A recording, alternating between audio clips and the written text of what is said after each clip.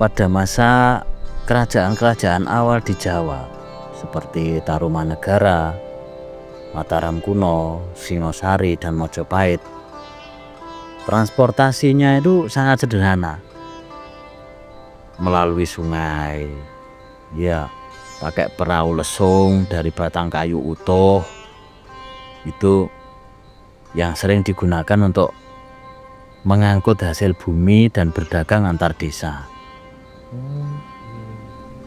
Kalau di pesisir utara Jawa, kapal-kapal kayu yang lebih besar itu berkembang, sehingga tercipta jong atau kapal besar yang terkenal dengan dalam catatan penjelajah Cina.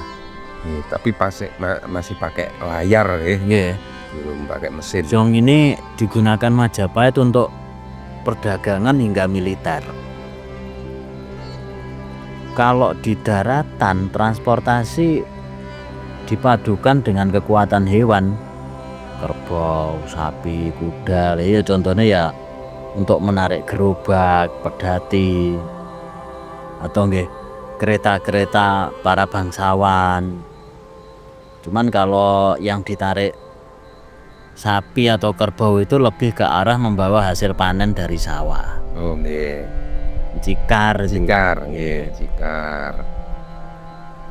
Ketika Islam berkembang dan perdagangan antar pulau ini meningkat, pelabuhan seperti Gresik, Tuban, dan Surabaya ini menjadi pusat pergerakan. Perahu pinisi dari Sulawesi juga berlabuh di sana, menunjukkan bahwa transportasi laut di Jawa itu menjadi bagian dari jaringan Nusantara yang lebih besar. Nah, masuknya VOC membawa perubahan. Jalan-jalan darat mulai dibangun lebih rapi, terutama untuk mengangkut rempah dan hasil bumi. Pada sekitar abad ke-18, kuda ini menjadi alat transportasi yang sangat penting, yaitu tadi untuk para bangsawan atau pejabat kolonial. Itu pakai kuda. Namun ya itu ya lambat laun ya diganti juga seiring dengan kedatangan mesin itu tadi. Sekitar tahun 1867 ini menjadi tonggak penting karena mulai dibangun rel kereta api pertama di Jawa, di Semarang sampai Panggung. Nah, ini mulai awal modernisasi transportasi di Jawa.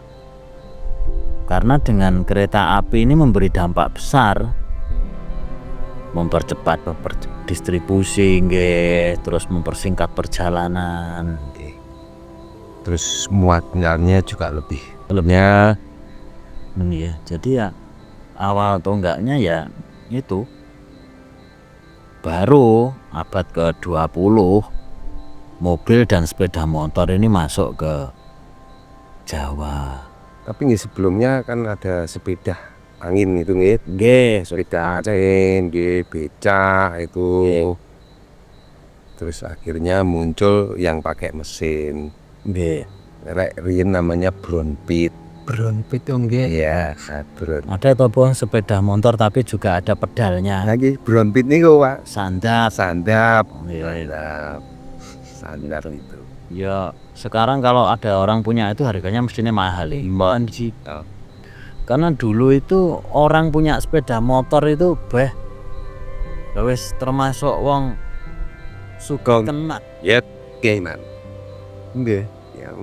kalau beli yang namanya sepeda angin itu aja dulu kita harus menjual banyak simpanan, termasuk gabah, jagung, itu ya bisa 1 ton 2 ton itu untuk membeli itu semua. Ya kalau dulu kan anak-anak sekolah itu kan lazimnya berjalan kaki. Melaku begitu ke sekolah bareng-bareng. Terus mungkin yang agak berada naik sepeda panca. Sepeda pancal. Rame toh kalau pagi anak-anak berangkat sepedaan pancal itu. Rame sekali. Rame begitu. Sekarang ndak ada anak, Ya, jarang sekali. jarang sekali. Kalau sekarang justru sepeda pancal itu untuk olahraga. Olahraga larinya. Bukan untuk alat transportasi yang untuk perputaran ekonomi seperti untuk mengangkut dagangan atau mengantar orang itu sudah tidak. Sekarang untuk olahraga. Ya ada di kota-kota besar tuh mulai apa ya? Ya ada anak-anak sekolah yang berangkat naik sepeda pancal itu ya ada ya, tapi ya enggak banyak. Sekarang juga marak namanya Car Free Day. Nah itu kan ya mungkin ya pengen bernostalgia. Tapi juga ada yang komunitas sepeda ontel lawasan. Nggih, ada. Tapi kan itu kan ya niku wau arahnya kan ke olahraga gitu. Dan hobi. Nggih. Olahraga dan hobi antik gitu. Ya, artinya ya dari yang semula menggunakan tenaga hewan artinya memadukan antara alat transportasi dan tenaga hewan terus bergeser menjadi ke arah mesin itu tadi. Ya walaupun akhirnya ketika menggunakan mesin yang terjadi ya mungkin polusi ya udara, polusi suara dan sebagainya. Tapi hal ini tidak bisa dihindari. Tidak bisa dihindari. Tidak bisa dihindari. Kita tidak bisa wah penak mbiyen ngene ndak. Ini adalah konsekuensi dari sebuah kemajuan, dari sebuah peradaban ya memang begitu. Nggih, harus Kita harus menyesuaikan. Penak mbiyen yo nenditi sepedaan pancal ya ndak. Sekarang ya orang ndak mau. Mau ke Malang sepedaan pancal ya hilang waktu. Sekarang sudah orang lebih berpikir tentang efisiensi dan mungkin lebih ekonomis juga.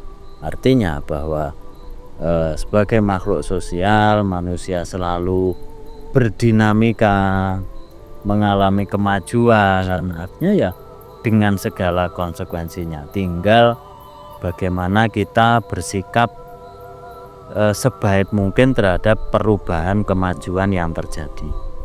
Sehingga kemajuan ini benar-benar mendatangkan manfaat untuk diri kita.